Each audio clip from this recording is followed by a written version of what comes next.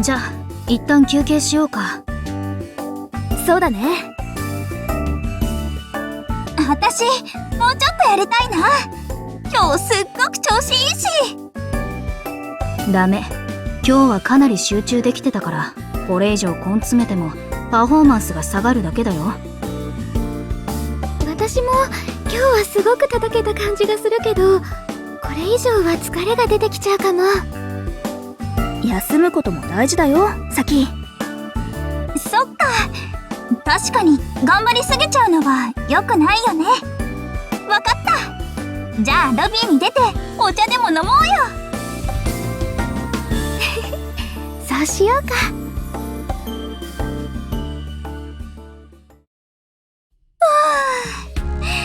疲れた体にお茶がしみる。やっぱり休憩取って正解だったかも。調子のいい時ほど無理しすぎないようにしないとね。そうだね。最近練習続きで全然休んでなかったし。お、しほちゃんたちが動物園に行った時の話聞きたいな。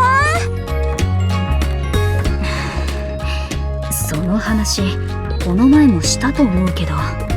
いいじゃんいいじゃん、何度聞いたって。今の私には癒しが足りてないから、しほちゃんの楽しかった時の話聞かせてよ。そうだね。二人が良ければ私も聞きたいな。って言ってももう話すことないけど。でもハシビロコウのことは話してないんじゃない？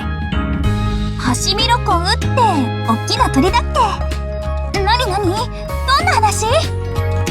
逃げ出したアルマジロを飼育員さんたちと一緒に捕まえた話はしたよね。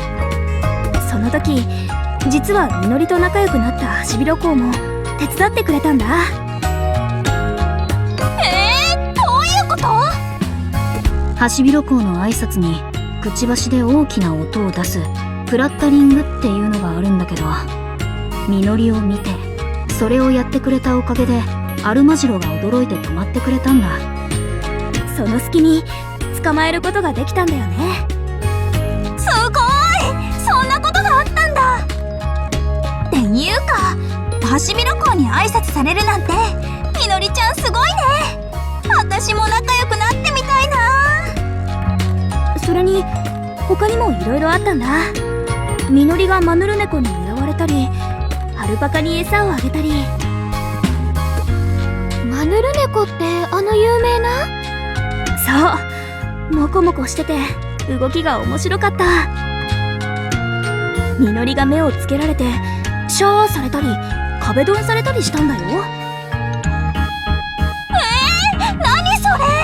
私もされてみたい。実際他のお客さんに羨ましがられてたからかなりラッキーなことみたいだよ。そんな楽しそうなことがあったんだ。他にはあとツシマヤマネコの親子も見たよね。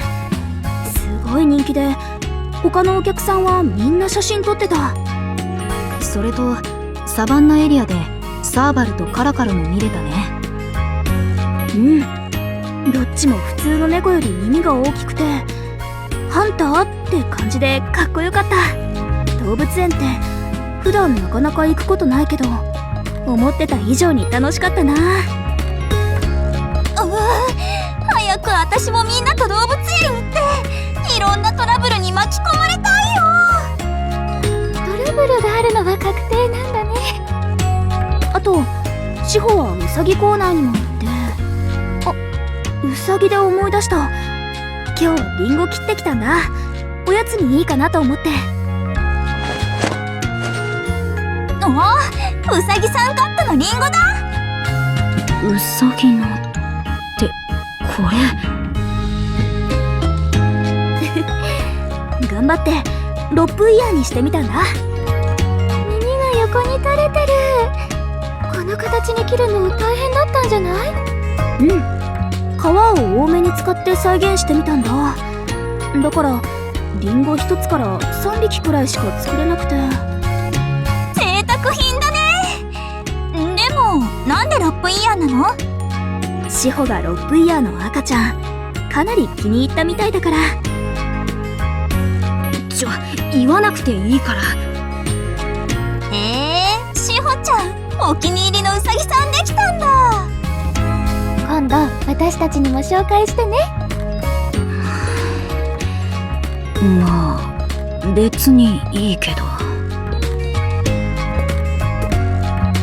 はるかに誘われたのは突然だったけど、志保たちと一緒に動物園を楽しめたし、行ってよかったな。